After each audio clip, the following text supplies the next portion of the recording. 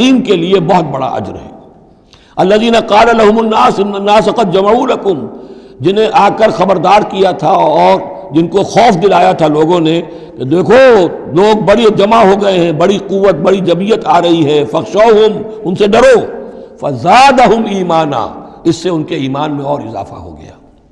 وقالوا حسبنا اللہ ونعم الوکیل، اور انہوں نے کہا اللہ ہمارے لیے کافی ہے اور اس کا سہارا سب سے اچھا سہارا ہے۔ فانقلبوا بنعمت من اللہ، ابو سفیان کو جب پتہ چلا کہ محمد تو ہمارے تعاقب میں آ رہے ہیں تو انہوں نے عافیت اسی میں سمجھی کہ وہ پھر سیدھا مکہ کی طرف رخ کر لیا۔ اور یہی معاملہ ہوا ہے کہ بدر صغریٰ جو دوسری مرتبہ وہ بدر میں آنے کا، جب اس نے سنا کہ محمد الرسول اللہ تو اپنے پورے ساتھیوں کے ساتھ آ گئے ہیں تو کوئی کنی کترا کر اور طرح دے کر نکل گیا، مقابلے میں نہیں آیا۔ فانقلبوا بنعمت من اللہ، تو وہ لوٹ آئے اللہ تعالیٰ کے انعام سے، نعمت سے، وفضل، اور اس کے فضل سے، لم یمسسہم سوء، کوئی برائی ان کو مس نہ کر سکی، کوئی تکلیف نہیں پہنچی، آزمائش تھی وہ اللہ نے کر لی۔ واتبعوا رضوان اللہ، انہوں نے تو اللہ کی رضا کی پیروی کی۔ واللہ ذو فضل عظیم، اور یقیناً اللہ تعالیٰ بڑے فضل کا مالک ہے۔ انما ذالکم الشیطان یخوف اولیاء، اے مسلمانوں یہ شیطان ہے جو تمہیں ڈراتا ہے اپنے ساتھیوں سے۔ وہ چاہتا ہے کہ اس کے جو ساتھی کفار ہیں، حزب الشیطان ہے، وہ اس کا خوف تمہارے اوپر قائم کر دیں۔ اور ایک معنی اس کے یہ بھی لیے گئے ہیں کہ شیطان کی اس تخویف کا اثر انہی پر ہوتا ہے جو اس کے ولی ہوتے ہیں۔ جو اولیاء اللہ ہیں ان پر شیطان کی طرف سے اس قسم کی وسوسہ اندازی کا اثر نہیں ہوتا۔ ذالکم الشیطان یخوف اولیاءہ، وہ ڈراتا ہے تمہیں اپنے دوستوں سے، یا ڈراتا ہے اپنے دوستوں کو جو شیطان کے ساتھ رشتہ رکھتے ہیں، جو اس کی باتیں سنتے ہیں، انہی پر اثر ہوتا ہے شیطان کی طرف سے اس قسم کی وسوسہ اندازیوں کا۔ فلا تخافوہم، تو تم ان سے مت ڈرو، وخافونی، مجھ سے ڈرو، ان کنتم مؤمنین، اگر تم مومن صادق ہو۔ ولا يحزنک الذین یسارعون فی الکفر، اور اے نبی یہ لوگ جو کفر کے معاملے میں اس قدر سرگرمی دکھا رہے ہیں، بھاگ دوڑ کر رہے ہیں، وفد جا رہے ہیں ادھر سے ادھر، یہودیوں کے وفد جا رہے ہیں مکے کہ آؤ چڑھائی کرو، ہم اندر سے تمہاری مدد کریں گے۔ اب یہ جو یوں سمجھیے جسے آج کل آپ کہتے ہیں کہ بڑی ڈپلومیٹک ایکٹیویٹی ہو رہی ہے اس وقت، ادھر ادھر جو پھر رہے ہیں، تو اے نبی اس سے آپ کوئی رنجیدہ نہ ہو، کچھ نہیں ہوگا۔ یہ سارا جو ہے وہ سیلاب کے اوپر کا جیسے جھاگ ہوتا ہے، اس کے سوا کچھ نہیں۔ ولا يحزنک الذین یسارعون فی الکفر، جو لوگ یہ چلت پھرت دکھا رہے ہیں کفر کے لیے، اے نبی اس سے آپ رنجیدہ نہ ہوں۔ انہم لن یضروا اللہ شیئا، وہ ہرگز اللہ کو کوئی نقصان نہیں پہنچا سکیں گے۔ یرید اللہ اللہ یجعل لہم حظا فی الآخرہ، یہ تو اللہ کے اس فیصلے کا ظہور ہے کہ اللہ نہیں چاہتا کہ ان کا کوئی حصہ آخرت میں ہو۔ وَلَهُمْ عَذَابٌ عَظِيمٌ، اور ان کے لیے تو بڑا عذاب ہے۔ إِنَّ الَّذِينَ اشْتَرَوُا الْكُفْرَ بِالْإِيمَانِ لَن يَضُرُّوا اللَّهَ شَيْئًا، یقیناً جنہوں نے ایمان ہاتھ سے دے کر کفر خرید لیا وہ اللہ کو کوئی نقصان نہیں پہنچا سکتے۔ وَلَهُمْ عَذَابٌ أَلِيمٌ، ان کے لیے دردناک عذاب ہے۔ وَلَا يَحْسَبَنَّ الَّذِينَ كَفَرُوا أَنَّمَا نُمْلِي لَهُمْ خَيْرٌ لِأَنفُسِهِمْ، اور نہ سمجھیں یہ کافر کہ ہم جو انہیں مہلت دے رہے ہیں تو یہ ان کے لیے اچھائی کر رہے ہیں، اچھائی نہیں ہے۔ کفر کو مہلت ملتی ہے تاکہ اور بڑھ جائے، ثم ازدادوا کفرا، کفر میں اور بڑھ جائے، تاکہ وہ اور برے سے برے عذاب کے اپنے آپ کو مستحق بنا لے۔ اللہ ڈھیل دیتا ہے، لیکن یہ نہ سمجھے وہ کہ یہ ڈھیل ان کے حق میں اچھی ہے۔ وَلَا يَحْسَبَنَّ الَّذِينَ كَفَرُوا أَنَّمَا نُمْلِي لَهُمْ خَيْرٌ لِأَنفُسِهِمْ إِنَّمَا نُمْلِي لَهُمْ لِيَزْدَادُوا إِثْمًا، یہ ہم ان کی رسی دراز کرتے ہیں، ڈھیل دیتے ہیں تاکہ اور گناہ کما لیں۔ وَلَهُمْ عَذَابٌ مُهِينٌ، اور پھر ان کے لیے اہانت آمیز عذاب ہو۔ مَا كَانَ اللَّهُ لِيَذَرَ الْمُؤْمِنِينَ، یہ آیت پھر بہت اہم آ گئی ہے کہ اللہ تعالیٰ کی طرف سے یہ آزمائشیں کیوں آتی ہیں، اپنے نیک بندوں کو، اپنے صالح بندوں کو ان تکلیفات میں کیوں ڈالتا ہے، حالانکہ وہ تو قادر مطلق ہے، آنے واحد میں جو چاہے کر دے۔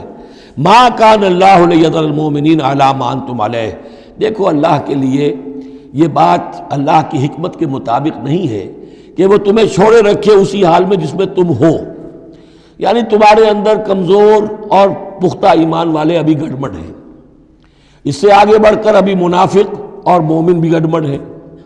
یہ گڑبڑ جو جبیت تمہاری ہے، یہ آگے چل کر اگر اس کو پاک نہ کر دیا جائے، اس کے اندر سے یہ تمام ناپاک عناصر نکال نہ دیے جائیں، تو آگے کے جو اور مشکل کٹھن مقامات آ رہے ہیں، آگے تمہیں سلطنت روما سے ٹکرانا ہے، تمہیں سلطنت کسریٰ سے ٹکرانا ہے، ابھی تو یہ چھوٹی موٹی چیزیں جو ہو رہی ہیں درون ملک عرب، تو تمہارے لیے یہ ضروری ہے کہ پرج ہوتی رہے، اور وہ پرج ہوتی ہے انہی آزمائشوں کے ذریعے سے۔ ما کان اللہ لیذر المؤمنین علی ما انتم علیہ، یہ اللہ کا طریقہ نہیں ہے، سنت نہیں ہے کہ وہ تمہیں چھوڑے رکھے اہل ایمان اسی حالت میں جس پر تم ہو، حتی یمیز الخبیث من الطیب، جب تک کہ خبیث علیحدہ نہ ہو جائے طیب سے، کھل جائے۔ یہ خبثاء ہے، یہ منافقین ہیں، یہ وہ لوگ ہیں، یہ ففتھ کالمسٹ ہیں، بات واضح ہو جائے، اور صرف صادق الایمان لوگ وہ بالکل نکل کر علیحدہ ہو جائیں۔